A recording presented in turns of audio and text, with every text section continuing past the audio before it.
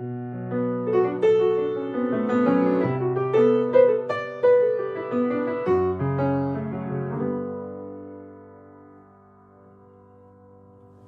a real estate investor, do you know the various options available to you? There are basically 5 real estate investment options available in today's world. The first is residential real estate. Now, residential real estate simply refers to properties that people are going to live in. Residential real estate can be things like single-family homes, duplexes, quadplexes, even small apartment complexes. Generally, if you're going to invest in residential real estate, you're either going to flip it or you're going to hold it as a rental.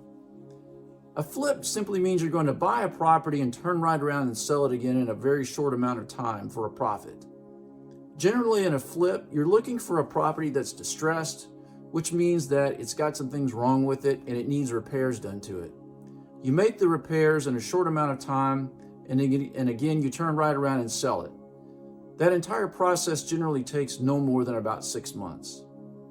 If you're looking to hold the property as a rental, you can either hold it as a long-term rental or as a short-term rental. Long-term rentals generally refer to properties that have leases that are going to be 12 months or longer. Short-term rentals are things like Airbnb, where you're going to lease out a property for a few days, maybe a few weeks, or possibly a few months. And even in the rental case, you're generally going to buy a property that's going to have some work that needs to be done to it, and then once you fix it up, you rent it out. So that's residential real estate. Then you have commercial real estate. Now, commercial real estate involves anything from office buildings to hospitals to bowling alleys to gas stations. There are numerous types of commercial properties out there. In the case of commercial real estate, you're generally going to buy with the idea that you're going to lease out long-term to a business or a set of businesses. Oftentimes in the commercial real estate space, you may be pooling your money with other investors because generally commercial real estate is more expensive than residential real estate. So you may be pooling together with a number of other investors to buy a property that you're going to hold on to for the long term. Okay, so let's suppose that you want to invest in real estate, but you don't want to deal with the operational aspects of having tenants or dealing with the management of the property or fixing the property, those types of things. There are other options available to you. The first is a real estate investment trust, or a REIT for short. Now, a real estate investment trust behaves like a stock. It actually trades on an exchange. It has a value per share. You can buy into the real estate investment trust at any point, and you can sell at any point. The real estate investment trust goes out and buys properties. So they may own hospitals, they may own shopping malls, they may own some residential properties across the country. And basically you get to buy a tiny share of all of those properties.